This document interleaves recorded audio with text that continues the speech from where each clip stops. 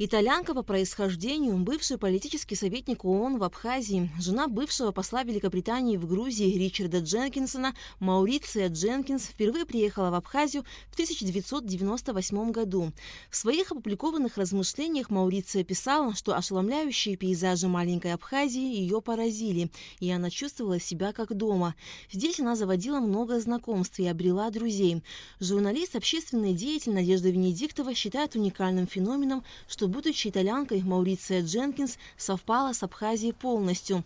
Когда Мауриция приезжала в гости к Надежде Венедиктовой, они каждый день ходили на море на Синопский пляж. Мауриция буквально заполняла все вокруг своей неиссякаемой энергией и жаждой жизни. Она вообще очень была жадна на людей. И она все время знакомилась. Ну и мы как-то, в общем, довольно быстро совпали, много ездили вместе. И меня особенно поражал диапазон ее интересов.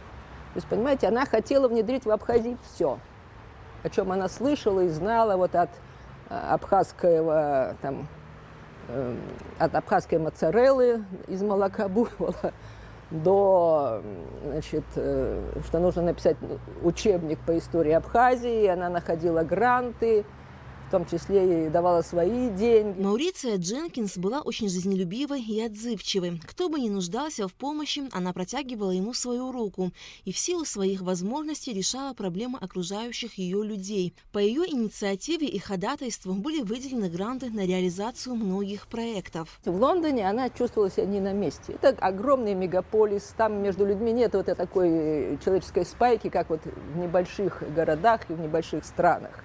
Однажды она мне вообще сказала по телефону: «Я здесь, как лев в клетке».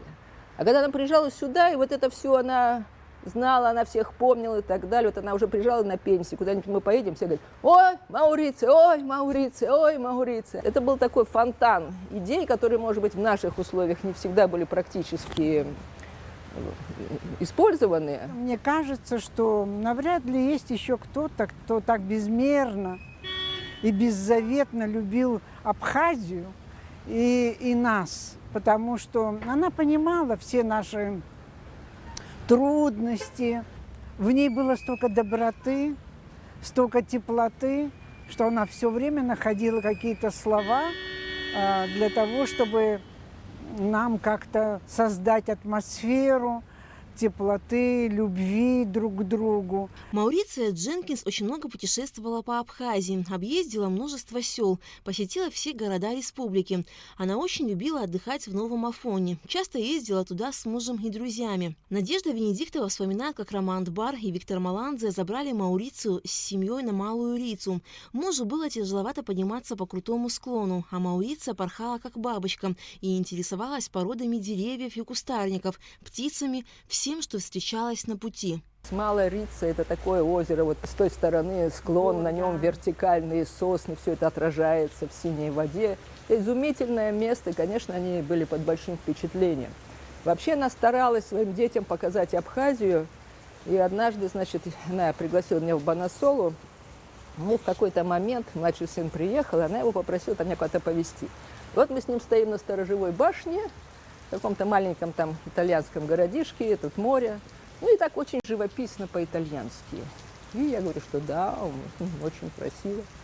Он так посмотрел на меня. Он очень много ездил, и в Японии уже до того было. Он говорит: красивее, чем Новый Афон, я не видел. У яркой, неординарной, энергичной Мауриции Дженкинс было много планов и идей. Ее теплоты и сердечности хватало на всех, кто ее окружал. Но, увы, судьба распорядилась иначе. 3 года она вела неравную борьбу с тяжелой болезнью. Вести о ее кончине с болью восприняли ее многочисленные абхазские друзья и знакомые. Месяца 1,5 назад она, когда понятно было, к чему идет, она по телефону Ляне Кварчеле сказала: «Вы моя семья». И поэтому, конечно, ее потеря для нас – это чудовищная потеря. И, конечно, и для Абхазии потеря. Когда они последний раз с мужем тут были, это было до ковида. Она сказала: Дик больше не сможет приезжать, но я обязательно буду приезжать, понимаете. И вот эта болезнь так ее подкосила. И вот сложно представить, что какая-то болезнь могла вот эту бесконечную энергию, которая во все стороны фонтанировала, что она могла ее подкосить. Но, увы.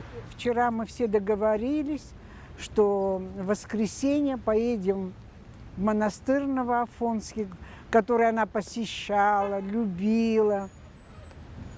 И мы поедем на службу и поменем ее, и будем просить, чтобы за все тепло, которое она оставила, дарила нам в разные времена и вверяла нам силу духа, чтобы ей там было спокойно и хорошо.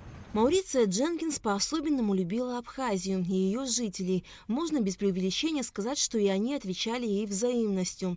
Добрые дела Мауриции находили отклик в сердцах людей, с кем она когда-либо пересекалась.